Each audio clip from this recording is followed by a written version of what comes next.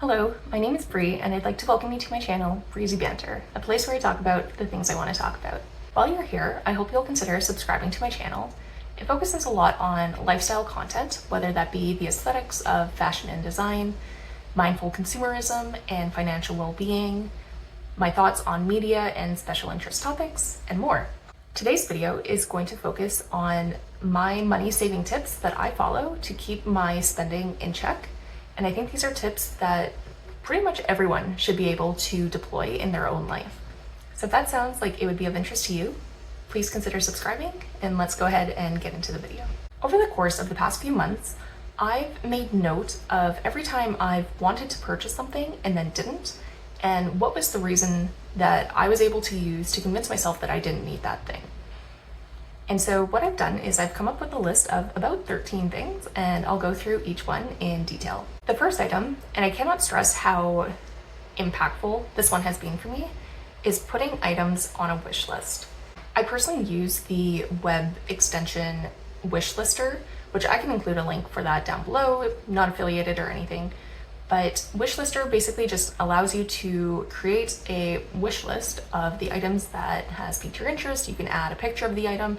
You can make notes, for example, your size or color that you're interested in. And then it keeps it all in one place. So some stores, for example, like Sephora, have a wish list system built into it, but that's not really helpful for when you're considering purchasing something from multiple stores.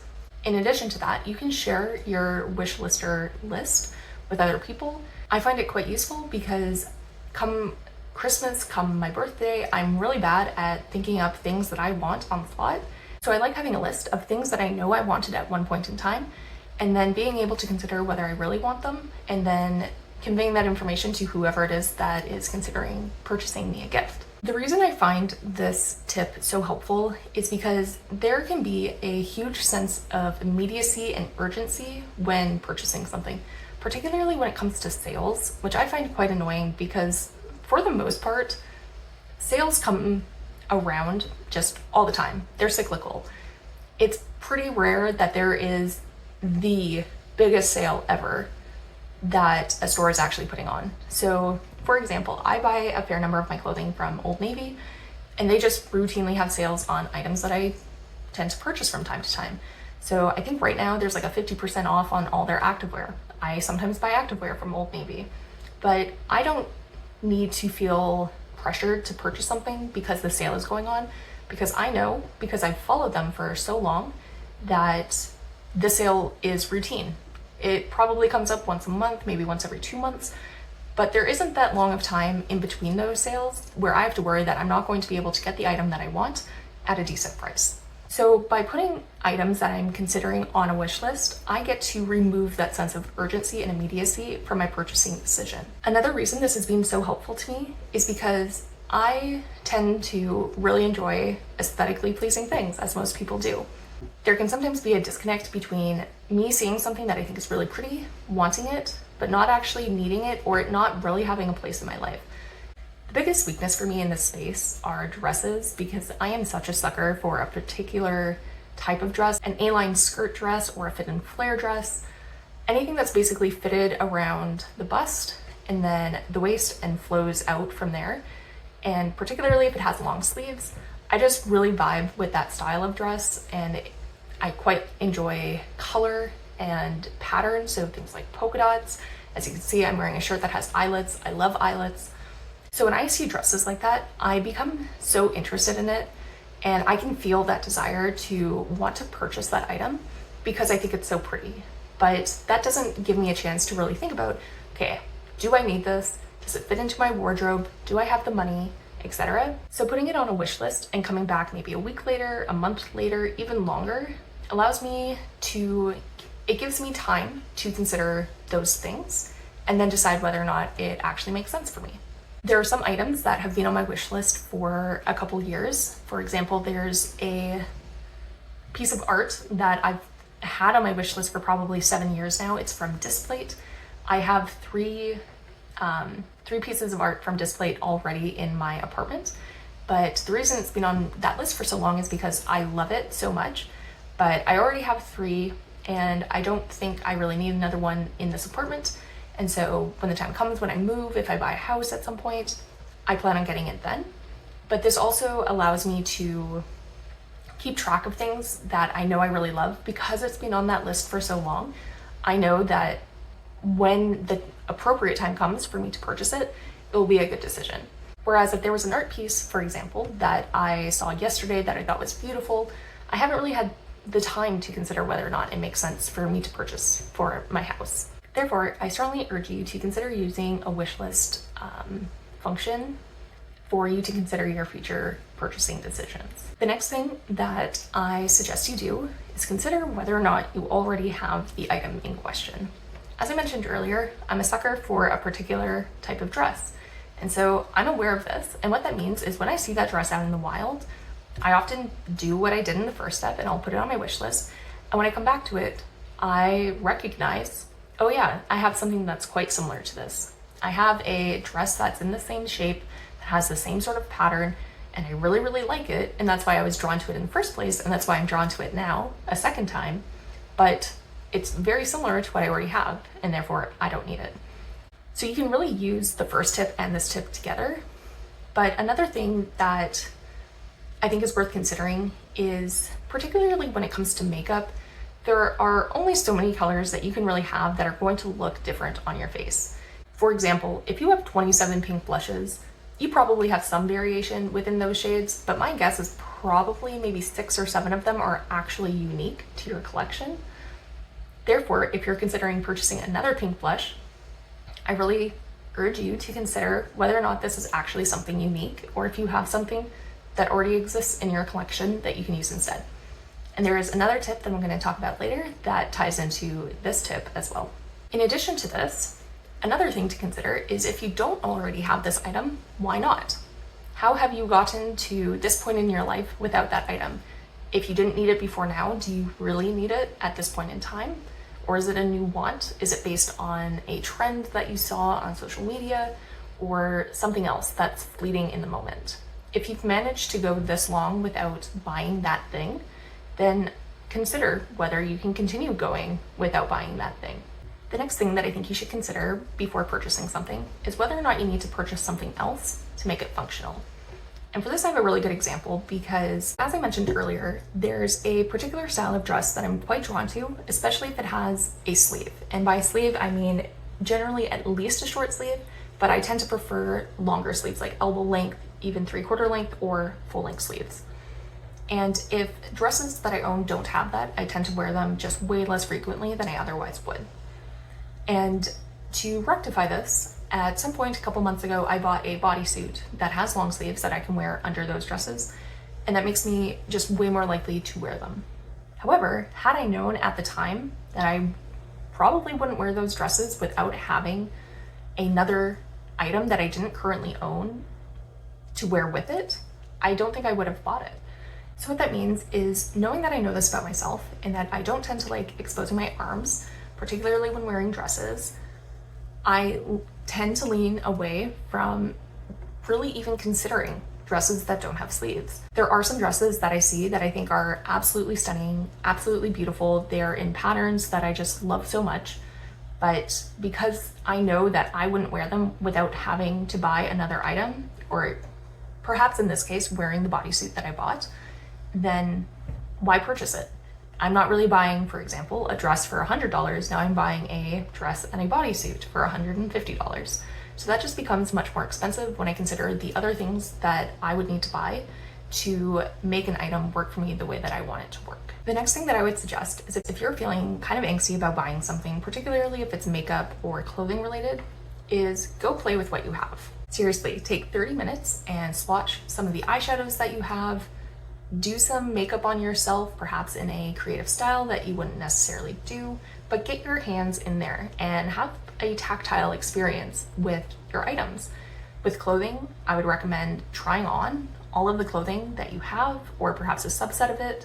If you're considering buying a dress, try on all of the dresses that you own, or try on dresses that are very similar to the dress that you're considering, if that's the case. I have found that usually when I'm feeling that way about purchasing something, I It's not so much that I want to purchase something, it's that I want to use the item in question. But I have a makeup collection, I have clothing. I can use items that are in the same space as the thing that I'm considering buying. And almost always, this has stopped me from purchasing the item that I was considering, because I actually address the underlying reason that I want the thing, which is to use it. Another thing I'd mention is I'd probably recommend for clothing about maybe at least once a year, but probably twice a year, is to actually try on each and everything that you own. And if you're in Canada, you can use a service like Diabetes Canada, where they will come and pick up any clothing that's in reasonable condition for donation. So you don't even have to leave your house to be able to do this. And I've used that as someone who doesn't own a car, as someone who lives in an apartment. I've used this service before. I've gone through and tried on every single piece of clothing that I own. And if it doesn't fit, if I don't like it, if I haven't worn it in the past few years, I get rid of it. But by doing this, it makes it very clear which items I have a lot of and which items I don't. And it also helps me see which items I tend to lean towards time and time again versus which items I perhaps have forgotten about, or which items I just don't tend to wear. So as it turns out, I tend to feel like I never have enough leggings. And that's because I work out every day. And when I do that, I'm typically wearing leggings. And that just means that my leggings see a lot of wear and tear. And so I have to replace them on a somewhat frequent basis.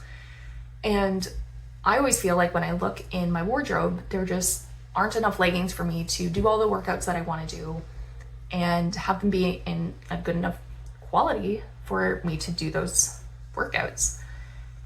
But by going through my wardrobe and trying on each and every single item that I own, I found, oh yeah, there were this pair of leggings that I got for Christmas last year, or oh, I totally forgot that I bought that pair of leggings. They're so small that I can't really see them when they're in my wardrobe. And so by doing this, like I said, you can see which items you actually have a lot of that perhaps you've forgotten about, and you'll also see what you haven't been wearing and what can potentially be donated. You can also consider other options.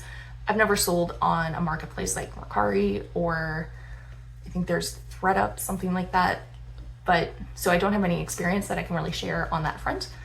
I just prefer to get rid of the clothes that I don't want to own anymore via a donation. But of course, there are other options available to you as well. The next thing I would suggest is keeping busy.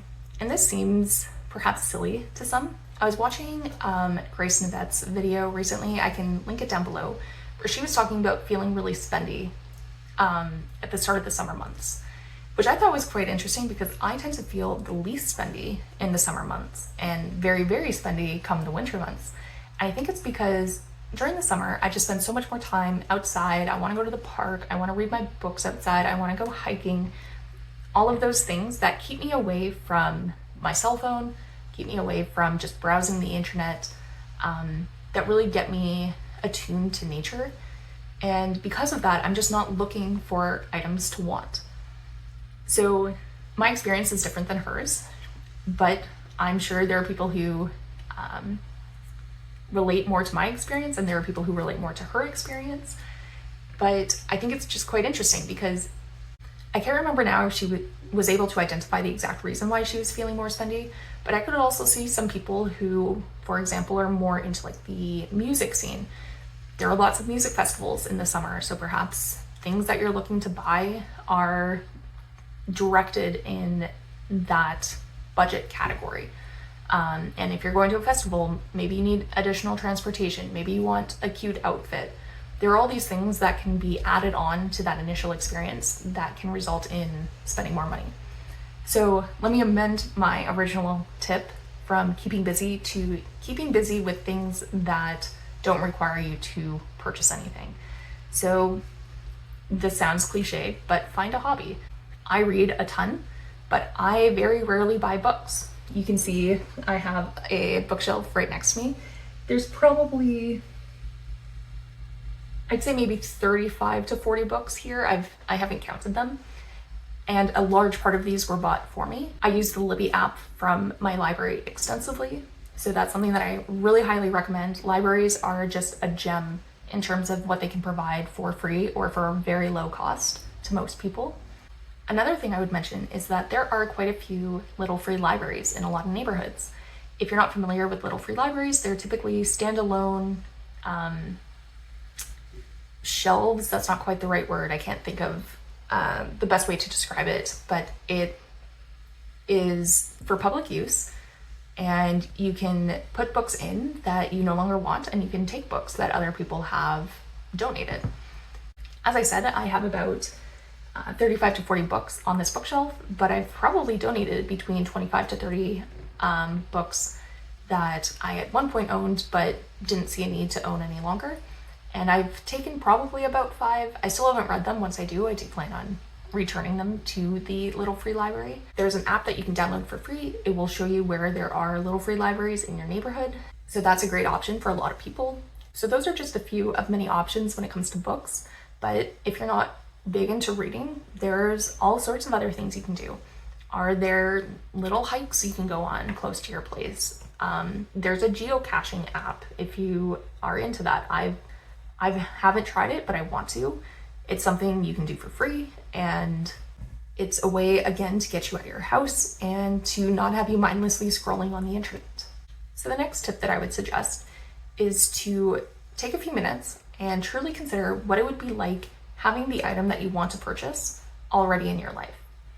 The reason I bring this one up is because I've mentioned I have a weak spot when it comes to certain dresses. I also have a weak spot when it comes to certain workwear. However, I work full-time remote. I go into my company's office, which requires me to make a trip, but I do that about 2 times a year. And usually when I do it, I'm only in the office for maybe 2 or 3 days. The longest I've been in the office is 5 days. And so what that means is I don't have a need for more than 5 outfits worth of workwear. And so when I see a blazer, then I'm just like, oh, that would be so perfect for me to wear to the office. It's like, well, I would wear that once a year, right? And so this tip works particularly well if you're considering buying a particular item of clothing for a very specific purpose. Another item in this space are dresses for fancy occasions. So I've mentioned I have this soft spot for a particular set of dresses. Those are dresses that I would consider to be more casual, and so I can wear them frequently. I'm comfortable wearing them at home when I'm working. I'm comfortable wearing them when I'm doing errands. Even depending on the specifics of an event, I might even be comfortable wearing it to an event. They're dressy enough, but they're not super dressy. It's not a cocktail dress or a black tie dress. But what that means is I so rarely attend events where that's the level of formality that's required. So it doesn't make sense to me to have 7 fancy cocktail dresses. I just wouldn't wear those often enough. I'm not going to wear that when I'm working at home. So why would I spend a ton of money on one item or a moderate amount of money on several items if I participate in an event like that maybe once every 5 years? The one caveat that I would give to this statement is if you're considering making a purchase for a item that will last you for all future event types associated with that item. So that's a bit of a convoluted way of saying that basically if you are willing to wear a single dress for all black tie events going forward, then I think that could potentially be a good decision to find the perfect dress, perhaps spend a bit more money on it if you're willing and able. But if you think, when you go to these events, you're likely to be photographed, are you going to be comfortable being photographed in the same dress time and time again? I personally am, but I know many women care about that sort of thing and don't necessarily want to be seen as being the woman that has one dress. I don't think it's a big deal, but if it is to you, then you have to take that into consideration as well. The next tip is I would urge you to consider what would happen if you could no longer buy that thing. The reason I bring this up is I heard this tip many, many years ago, 2 decades ago, and I think it's really interesting because there are times when I've really, really wanted something and it goes out of stock. And in those moments when I've thought about, oh no, I can't get that item anymore, sometimes there has been a moment of relief. And that's because I think I no longer have to make that decision as to whether or not I'm going to purchase it. In those cases, my inability to purchase the item outweighed my sorrow at not having the item. And that's pretty interesting. That's something that is sometimes difficult to consider. It's like an abstract thought experiment, but I have used this from time to time, and I think, okay, I'm really into this shirt that I'm wearing. What if I came back tomorrow to the mall and I found out that that stock was rotated out and I could no longer purchase it? And often the answer is, I don't think I would really care all that much. Even though I like it in the moment, it's not something that I absolutely feel like I need to have. It's not something that if it goes away, I can't find a replacement for it. And so I can use that basically as a barometer for my long-term excitement for the item. The next tip that I suggest, and this is sometimes easier said than done, is to stay strong with sales.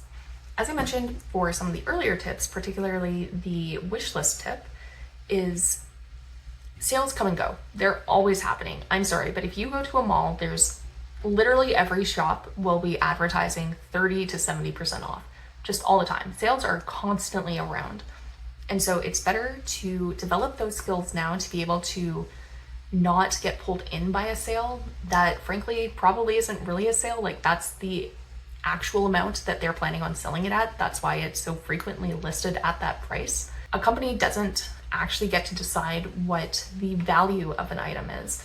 If they say that this item is worth $100, we're going to ask for $100, but they secretly know that what they really want to do is entice you to purchase it for $70.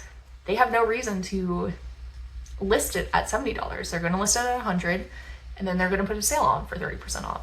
There's one situation where I saw this and it kind of frustrated me a little bit. Was there was a makeup company, and unfortunately I can't remember which one it was. It was an indie company, and they had said something about how the price of a palette had already taken into account the discount code that one could get by using a code affiliated with an influencer. So what really took me aback about the statement isn't that it was happening, because I know that it does. Companies take into account the sale price that they're going to sell an item at. It's that it was so blatant that you're not actually getting a sale. And it's a company coming just right out and saying it. That this, again, I can't remember the palette or the company or the prices, but it's like, if this palette is $100, they want to sell it for $100, well, they're going to list it for $110 and count on you to find a 10% discount code that you will use for the purchase. So you're not actually getting a deal. You're not scoring $10 off the palette. You technically are, but you're actually just buying it at the price that they wanted you to purchase it at originally. And so it annoyed me from that perspective. It also annoyed me because I think it's a bit unfortunate that there was such a heavy reliance on discount codes that are affiliated with influencers, because I could see someone just Googling, coming across the website, purchasing it, and then not knowing that there are discount codes available to them. And so they really just overpaid by 10% by virtue of not knowing that there's an affiliate discount code that could be applied. So that also seemed a bit unfair to me. It's almost like I would prefer for companies to like list the product price that they want to sell it at, and then I could pick who I want my purchase to be affiliated with instead. It feels like that would just be more transparent perhaps, and allow for more fairness with pricing, and also wouldn't be so blatant about that you're not actually getting a sale. The next tip that I have is to consider whether you're purchasing something because it's basically merch. This is becoming more and more of a phenomena within the makeup community. You can't really go a day without seeing a makeup company collabing with some IP or product or franchise to create a product.